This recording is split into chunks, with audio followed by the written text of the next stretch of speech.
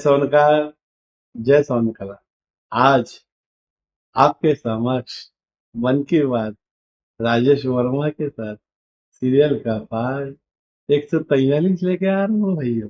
आज का जो विषय है, नांदेड़ निवासी पैतृक भूमि रामसिया, जिला मकराना। आज वहाँ के बासिंदे, कर्मभूमि महाराष्ट्र नांदेड़। उनका परिचय देता हूँ साहब। आदरणीय बड़े भ्राता श्री ओम प्रकाश जी, रामेश्वर जी, रोड़ा साहब, इन्होंने हमारे विनंती को मान रख के जो हमें उनके निवास पे उनके कीमती समय में से समय निकाल के हमारे चैनल के माध्यम से जो अपनी मुलाकात देने के लिए हमें अवसर दिया है, हम तहे दिल से उनका शुक्रिया, आभार, धन्यवाद देते हैं। सबसे पहले मैं राजेश जी का नांदेड़ में स्वागत करता हूं। गुरु गोविंद सिंह जी के पावन पद स्पर्श से ये पवित्र धरती एवं माँ गोदावरी के गंगा किनारे बसा यह शहर नांदेड़ में आज राजेश जी का हम सबसे पहले स्वागत करते हैं।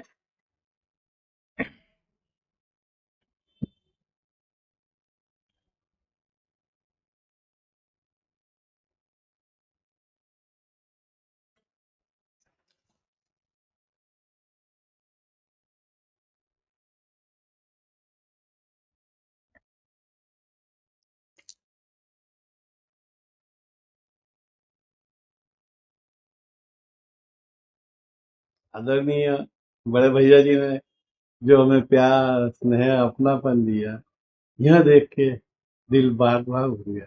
मैं धन्य हूँ कि आज हमारे समाज के भूषण राजकीय क्षेत्र, सामाजिक क्षेत्र, हर क्षेत्र में कार्यरत रहते हैं। तो पहले तो मैं उनका आभार करता हूँ, उन्हें धन्यवाद देता हूँ।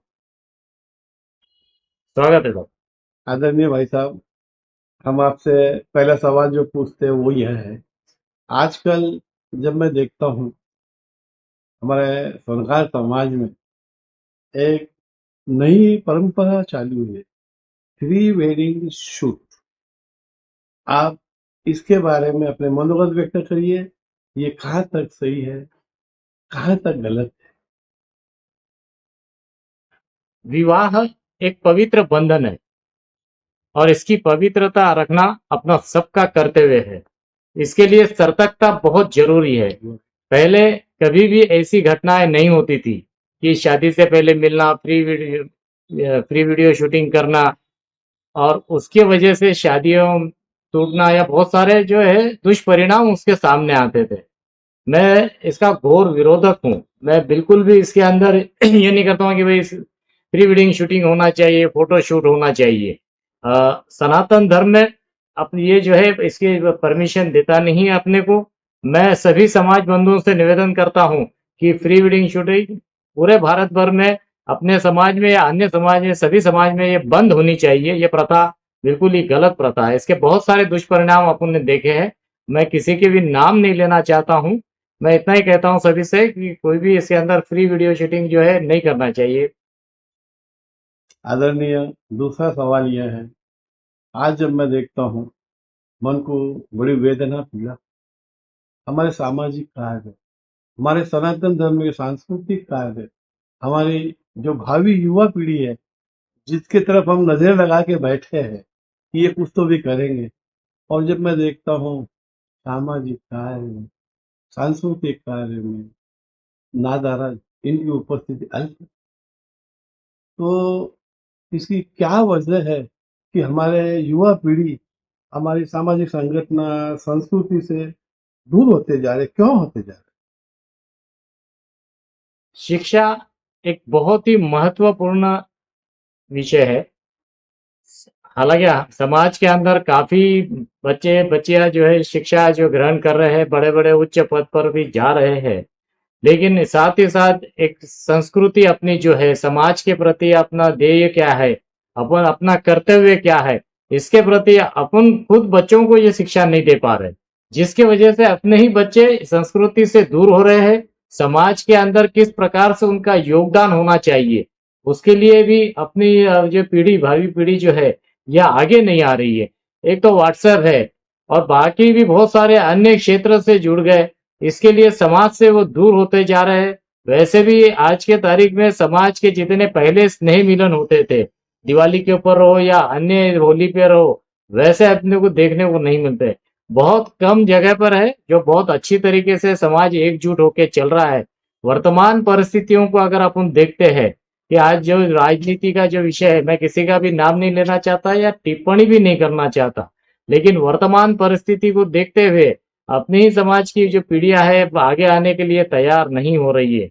मैं बहुत जगह देखता हूँ, लेकिन किसी के भी मन में इंटरेस्ट नहीं है। इसके लिए सबको एकजुट होना पड़ेगा और एक छत के नीचे आना पड़ेगा। सांस्कृतिक कार्यक्रमों का हर महीने 2 महीने में आयोजन करना पड़ेगा, तो परिचय होगा, एक दूसरे को जानेंगे। आज एक शहर में बहुत सारे परिवार है लेकिन एक दूसरे को जानते नहीं है, वो मिलना भी नहीं चाहते, वो अपने अपने मस्त है कि चलो भाई अपना अपना काम करे चलो। लेकिन मैं सोचता हूँ कि अगर कुछ समाज के लोगों ने, वहाँ के अध्यक्ष सचिव या अन्य महिला मंडलों ने अगर महीने 2 महीने में सांस्कृतिक कार्यक्रमों का आयोजन किया, तो जरूर ये समाज की जो पीढ़ियां है आगे आएंगी और इसका भविष्य भी उज्जवल होगा, समाज का भी भविष्य उज्जवल होगा। जो सही बोले आपने, हमें उनको आगे लाना है तो लाना हम ही लाना ही लाना ही उन्हें प्लेटफॉर्म देना होगा, तो वो आगे आएंगे। 100%। हम दोषी है, बच्चे दोषी नहीं है। हम बिल्कुल नहीं, बच्चे दोषी नहीं, बच्चों को तो अपने को आगे लाना है और उनको आगे लाके प्लेटफॉर्म बना कर देना है, तो उनमें इंटरेस्ट आएंगे। यू आर राइट, अगर इंटरेस्ट आएंगे तो ही वो आगे काम करेंगे। मेरे बच्चे नहीं है। समाज के प्रति उनको उनका कर्तव्य उनको बताना ही पड़ेगा। तीसरा सवाल बड़ा अहम है। सफलता, ये जो शब्द है, इसे हासिल करने के लिए हमारे युवा पीढ़ी, बच्चे बच्चियां सभी ने क्या करना चाहिए जिससे कि हमें कामयाबी हासिल हो और नाकामयाबी हमसे दूर जाए? दरअसल प्रतियोगिता बहुत है और प्रतिभा भी बहुत है, लेकिन किसमें कौन सी प्रतिभा है ये पहचानना माँ बाप का फर्ज है, परिवार का फर्ज है। अगर देखा जाए तो अब बहुत से बच्चे अपन देखते हैं कि भाई वो उनको एजुकेशन में इंटरेस्ट नहीं है, लेकिन माताजी पिताजी क्या है कि नहीं भाई बच्चा मेरा ही पढ़ेगा, अब अगले का बच्चा तो इतना पढ़ लिया है, अपना ही बच्चा डॉक्टर बनेगा या इंजीनियर बनेगा। इस प्रयास के अंदर बच्चे के ऊपर बहुत सारा दड़पन डाला जाए। लेकिन अगर उसके ऊपर दड़पन न रखे, ठीक है, अगर कोई बिजनेस में आना चाहता है तो उसको बिजनेस में लाइए। उसका लक्ष्य क्या है, उसका मूल उद्देश्य क्या है? अगर उसका उद्देश्य अगर सही है तो उसको पढ़ाई से अगर आप थोड़ा सा दूर रखे, अगर उसको बिजनेस में भी अगर इंटरेस्ट है तो आप लेकर आइए। बिजनेस भी करते समय उसके उद्देश्य क्या है? शिक्षा बहुत जरूरी है, क्योंकि जो रोज कानून बदल रहे हैं, बदले हुए कानून को पढ़ना, समझना और इम्प्लीमेंट करना। अगर इम्प्लीमेंट सही तरीके से होंगे तो बिजनेस के अंदर उसको बहुत अच्छा सपोर्ट मिलेगा। कोई भी उसको फिर उसके अंदर यानी कोई भी अधिकारी या किसी भी तरीके से कानून का शिकंजा उस पर कसा नहीं जा सकता। और फिर उसका जब उद्देश्य क्लियर है, शिक्षा बहुत क्लियर है, अच्छी परिस्थितियों से है, तो वो पढ़ाई से भी ज्यादा वो बिजनेस करके वो काम कर सकता है। लेकिन अगर बिजनेस ही करना है उसके दिए अगर मूल उद्देश्य है, तो सबसे पहले स्वर्णकार व्यवसाय सीखना पड़ेगा, कुछ कोर्सेज करना पड़ेगा, कहीं ना कहीं रह के उसके उसके मूलभूत जितने भी प्रश्न है वो समझना पड़ेगा। अगर मूलभूत प्रश्नों को समझा जाएगा तो अवश्य ही वो उसके अंदर सफल होगा, है ना। और एक अंतिम सवाल पूछता हूँ सर आपसे, आप हमारे चैनल पे आए हो तो ये सवाल तो बनता ही है। आज आप अपने मन की बात क्या करते हो, समाज को क्या मैसेज देना चाहते हो हमारे चैनल के माध्यम से, जिससे कि समाज में एकता, अखंडता, भाईचारा और एक में के मन में जो द्वेष है, जलन है, वो खत्म होनी चाहिए सर। इसके लिए क्या मैसेज है आपका? सबसे पहले तो बताता हूँ कि अगर सबसे पहला अगर सवाल अगर देखा जाए तो मैं ये सोचता हूँ कि निरोगी काया। You are right. अगर आपकी निरोगी काया है तो आप दुनिया में हर चीज को पा सकते हो, आपका हर लक्ष्य पूरा हो सकता है। मैं स्वयं अपने बारे में बताता हूँ कि मैं रोज सवेरे 5:15 बजे उठता हूँ, 6 साढ़े 6 बजे तक क्लब पहुंचता हूँ। मैं वॉकिंग करता हूँ, स्विमिंग करता हूँ, बैडमिंटन, लॉन टेनिस ये कंप्लीट करके 10 बजे घर आता हूँ।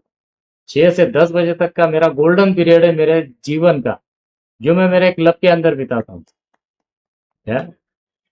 और उसी की वजह से एक एनर्जेटिक रहता हूँ दिन भर, किसी भी काम के अंदर मैं ना मैं थकता हूँ और दिन भर में हर काम अच्छी तरीके से कर पाते। मतलब हमें स्पोर्ट के तरफ खेल कूद में रुचि हर दिखानी होगी। समाज के हर व्यक्ति ने, हर युवा ने, हर युवती ने कोई ना कोई स्पोर्ट्स के अंदर भाग लेना ही चाहिए। मोबाइल की दुनिया से अगर दूर होंगे तो ही आपकी निरोगी काया बनेगी। मोबाइल की दुनिया से आप दूर हो जाओ, रोज कोई ना कोई फिजिकली स्पोर्ट्स के अंदर आओ, तो आप बराबर उसके अंदर जो है सफल होंगे। आपका चिड़चिड़ापन दूर होगा। चिड़चिड़ापन अगर दूर होगा तो सबसे मिलने का, बात करने का, या आपके अंदर एक जिज्ञासा होगी कि भाई आइए, स्वागत है आपका। और मैं तो बोल रहा हूँ कि ये गुरु की नगरी है हमारी, गुरु गोविंद सिंह की। बिल्कुल सर। भारतवर्ष के सभी बंधुओं को मैं निमंत्रण देता हूँ कि वे नांदेड़ आए, हमारे ही घर पे पधारे, और बिल्कुल गुरु की नगरी के अंदर हम स्वयं साथ में चलेंगे, जो गुरुद्वारे के दर्शन भी करेंगे, पवित्र गुरुद्वारे के। सभी को मैं कहता हूँ, और इस वजह से एक मेल मिलाप होगा और सब जने आपस में एक दूसरे को जानेंगे, पहचानेंगे, तो एकता होगी। मतलब हमें अपने मन के जो द्वेष है, एक में के लिए जो कटास है, वो खत्म करना होगा। 100%। अगर आप मिलेंगे, आना जाना शुरू करेंगे, मैं भी जिस भी नगरी में जाता हूँ वहां समाज के घर अवश्य भेंट देता हूँ। भारत में भले कहीं पे भी जाओ, मैं बराबर जाता हूँ, भेंट देता हूँ, समझता हूँ कि वो लोग क्या कर रहे हैं, उनकी जीवन शैली कैसी है। उसमें से जो भी अच्छा है मैं बिल्कुल जो है वो लेता हूँ और वो अपनाता भी हूँ, इम्प्लीमेंट भी करता हूँ। Yes sir. आपकी कर्म भूमि महाराष्ट्र है और आपकी पैतृक भूमि रामसिया मरुधरा भूमि है। तो एक मैं ये सवाल पूछना चाहता हूँ, आपका जो कनेक्शन है मरुधरा भूमि से बना हुआ है? बिल्कुल। साल में कम से कम 5 से 6 चक्कर राजस्थान गांव में होते हैं। ओहो। रामसिया गांव में हमारा मूल निवास रामसिया है, तहसील मकराना है, रेलवे स्टेशन गच्छीपुरा है। अच्छा जी। और वर्तमान में डीडवाना कुचामन हमारा जिला है, पूर्व में जो है नागौर डिस्ट्रिक्ट था। और गांव में आना जाना आज भी चालू है, राजस्थान से बिल्कुल जुड़े हुए हैं। और मेरी बिटिया भी जयपुर दी हुई है, बुटाटी वाला परिवार है, ओम प्रकाश जी मौसूम अच्छा। परिवार, शंकरलाल जी मौसूम परिवार, ये बहुत बढ़िया परिवार है, बहुत ही अच्छे लोग हैं। यहाँ बिटिया भी, तो उस वजह से भी अभी हमारा आना जाना चालू है। कहने का मतलब यह है, कर्म भूमि महाराष्ट्र है, हमारे पूर्वजों की भूमि राजस्थान है, तो आज भी तुम उनसे जुड़े हुए हो, बिल्कुल अलग नहीं हुए। आज भी जुड़े हुए हैं। और अभी भी हमारा गांव में जो मकान है हाँ जी। उसको वापस से हम पूरा नया आज के तरीके से बनाने का उद्देश्य मात्र एक ही है कि आने वाली पीढ़ियां हमारे गांव से जुड़ी रहे। दूसरा उद्देश्य कुछ भी नहीं है, केवल एक ही, आने वाली सारी पीढ़ियां गांव से जुड़ी रहे, इतना ही उसमें उद्देश्य है। वही अपने ही पूर्वजों का गांव है, इतना उसमें का उद्देश्य है। ठीक है, कर्मभूमि आज यहाँ है और बाकी सब लोग भी सब इधर ही सब सेटल हो गए हैं, लेकिन गांव से हम 100% जुड़े हुए हैं। उनसे तुम्हारी ना टूटी नहीं, बिल्कुल नहीं टूटे, ना टूटेगी कभी। बिल्कुल नहीं। आज हमारे चैनल पे नांदेड़ निवासी मेरे बड़े भ्राता श्री आदरणीय ओम प्रकाश जी रामेश्वर जी रोड़ा साहब आए और उन्होंने जो मैसेज दिया है, निसंदेह उनके मैसेज से हमारे समाज में जागृति आएगी, उत्थान आएगा, एकता को मजबूती मिलेगी। मैं पुनः भ्राताश्री का आभार करता हूँ कि उन्होंने अपने व्यस्तमय जीवन में से समय निकाल के मेरे चैनल पे अपने मुखारविंद से जो इतने शब्द दिए हैं, संदेश दिए, वाकई में निसंदेह इनसे मजबूती मिलेगी। और इस प्यार भरी मुलाकात को मैं यही विराम करता हूँ। मैं पुनः आऊंगा एक नया विषय लेके। जय सवनकार, जय सवनकार। बहुत बहुत धन्यवाद। आपका स्नेह प्यार बना रहे।